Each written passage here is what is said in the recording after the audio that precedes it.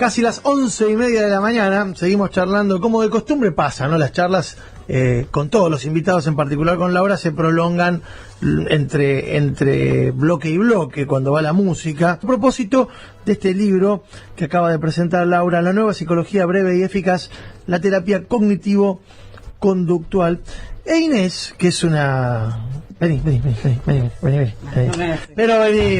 Inés, que es carne de deriva. Sí, ¿cuántos años, ¿Cuántos años que te analizás? Con periodos, no me mires mal. Debo haber hecho análisis desde los 20, tengo 40 y debo haber hecho periodos de 3 años de análisis, 1 de descanso, 4 años de análisis, con diferentes terapeutas. Una de las preocupaciones que Inés me manifestaba, fuera de micrófono, cuando iba a buscar justamente el mate, es esto de la terapia, de lo breve y de lo eficaz. ¿Está mensurado cuánto, cómo logran que una terapia sea breve, que resuelva en poco tiempo una preocupación, una angustia, una situación particular planteada por un paciente? Es una buena pregunta porque justamente apunta a cómo trabajamos nosotros. En principio, lo que te decía, hay que hacer una evaluación en profundidad más allá de lo que diga la persona que consulta. Una persona que consulta puede decir: están todos en mi contra, y ser un caso de acoso laboral, ser un caso de paranoia, ser un caso de una depresión profunda donde no se siente comprendido. Entonces, hay que indagar en la personalidad, en el problema, cuánto hace que está el problema, cuántas veces se repite, qué es lo que siente, qué es lo que piensa. Pero en esa primera etapa, llamémosle, como en toda terapia hay una etapa diagnóstica, esa primera etapa, ¿cuánto tiempo te puede llevar? ¿Cuánto tiempo puede llevar?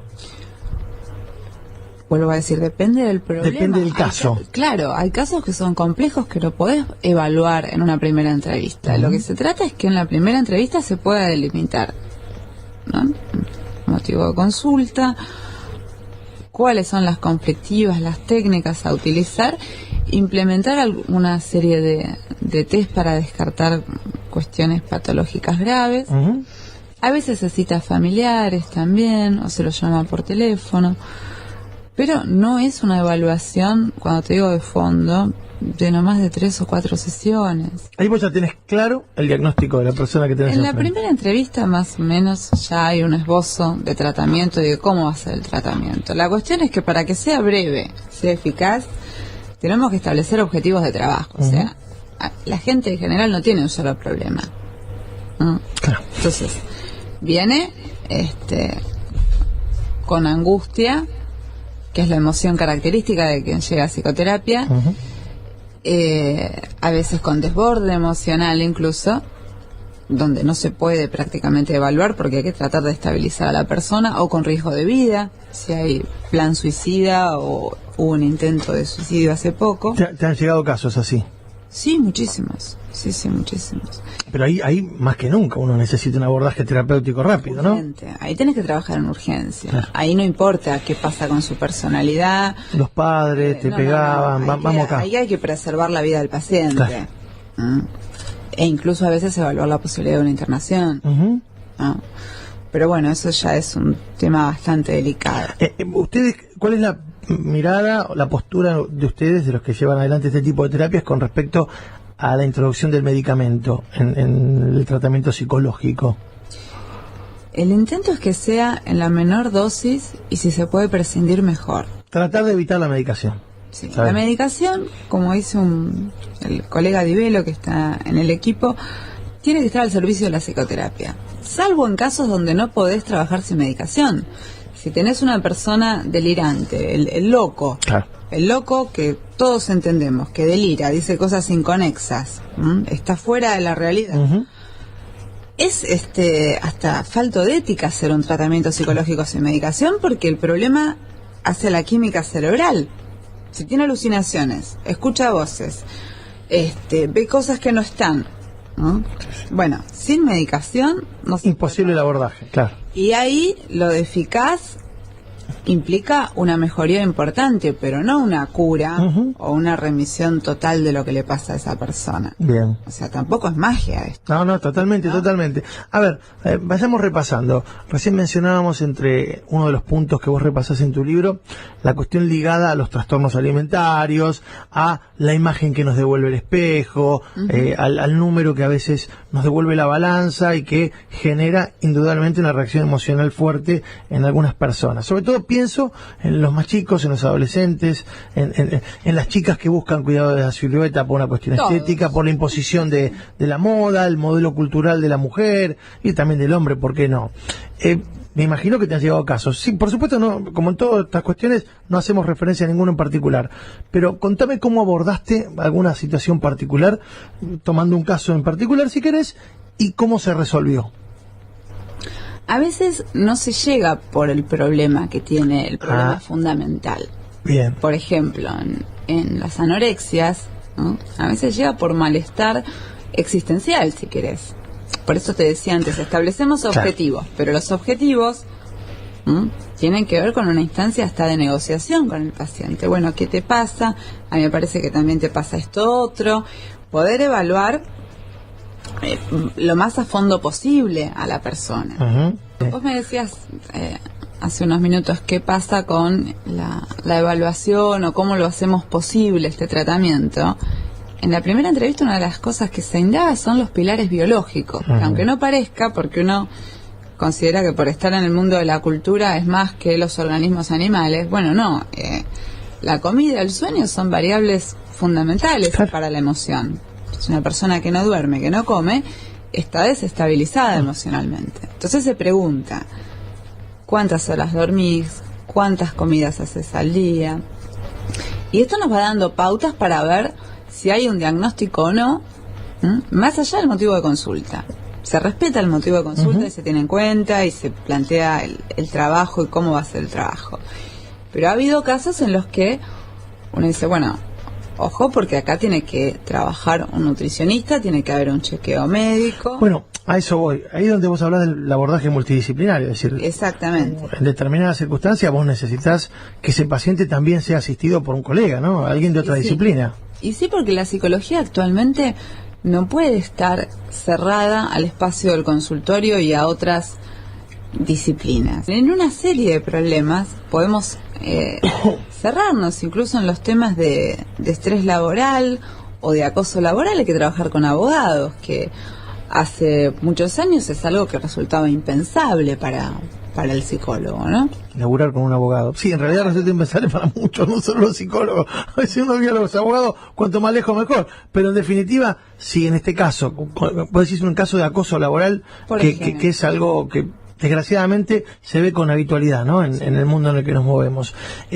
Eso, cuando aparece más como una denuncia o como una reacción ante la denuncia, ante el hecho en sí mismo. Es decir, la persona va y lo denuncia y dice, me están acosando laboralmente, o manifiesta síntomas que después a vos te hacen deducir que lo que hubo fue un acoso laboral.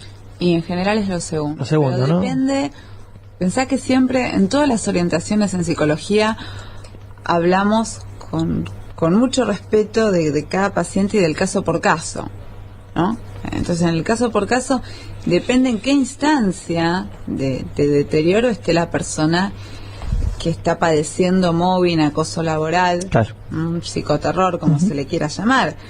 Está quien toma conciencia, por razón X, de que tiene un entorno en su contra, que está muy estresado, que hay una sobrecarga laboral, que lo descalifican en el trabajo. Por eso te decía antes esto de la paranoia, por ejemplo, ¿no? Quien llega a consulta y empieza con un discurso así, a plantear este tipo de cosas, todos quieren que me vaya del puesto, me maltratan, no me contestan. Bueno, ¿qué hay de cierto? A ver, empezás a indagar un poco más, ¿no? Claro, la escucha tiene que estar dirigida a lo concreto. Siempre pedimos evidencia de lo que el paciente dice, claro, ¿no? Bueno, por ejemplo, ¿te descalifican cómo? ¿Qué pasa? Me imagino que habrás tenido mucho caso clínico, mucho trabajo de campo. Pensándolo justamente a propósito de un ejemplo y sin mencionar ningún caso en particular. ¿En cuánto tiempo resolviste alguna situación de estas características? Y cuando digo resolviste, no digo que esa persona automáticamente ya dejó de tener problema alguno, sino que sortió esa dificultad y vos pudiste considerar que la intervención terapéutica fue exitosa. Depende del motivo de consulta. Agarrá alguno en particular, alguno que te acuerdes, para no hacerlo general. Por ejemplo, hay que decidir qué se hace con una persona de la tercera edad que está postrada. Viene la hija, consulta, no la quiere internar en un geriátrico porque le genera mucha culpa, no puede por razones económicas tenerla en su casa, esto le genera un gran despelote de pareja, generan que retire atención a los hijos, que no pueda trabajar. Bueno, esto habrán sido unas 4 sesiones más o menos. Lo que se utiliza es ahí la teoría y las técnicas de resolución de problemas, empezar a evaluar costo y beneficio de las decisiones posibles. Si puede la persona estar en la casa, si es una interferencia al circuito familiar o no, si realmente todas las instituciones geriátricas son, como planteaba esta paciente, un desastre, un depósito de ancianos, si se le puede dar una buena calidad de vida, y se llega a una solución.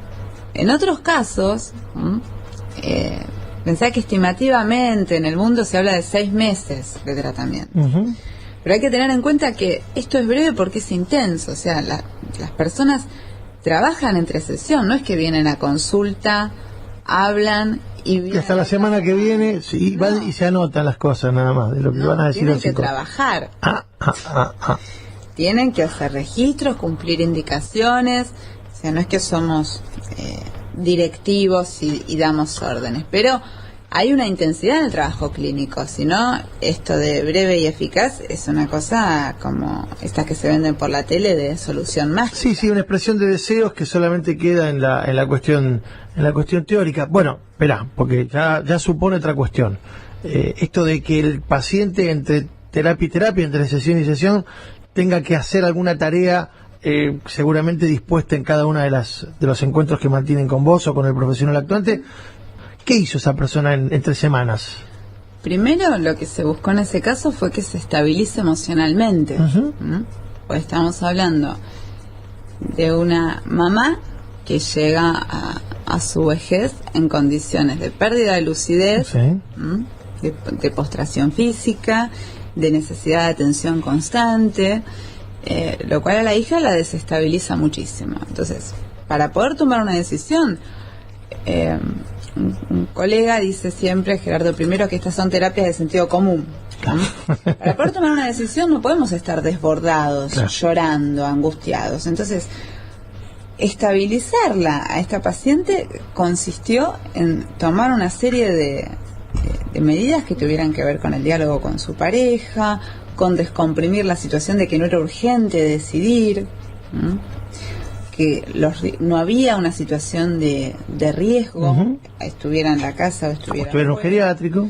Entonces, para eso usamos, por ejemplo, registros de pensamiento, donde ella pueda ir modificando los pensamientos más catastróficos de la situación, ¿no? Soy una mala hija, mi madre no me haría esto, todos van a pensar que la estoy abandonando. Bueno, estos pensamientos se pueden modificar con intervenciones cognitivas. Entonces, sí, me imaginaba en el caso de cómo incorpora seguramente la formación que haya tenido la persona esa, la manera en la que haya sido transmitida, no sé, desde lo religioso a lo cultural, ¿no? Cómo pesa en esa carga, ¿no? En esa cuestión de la culpa, ¿no? De mi vieja, no me hubiera hecho esto a mí. Claro. Es terrible, ¿eh? Es terrible. Grave.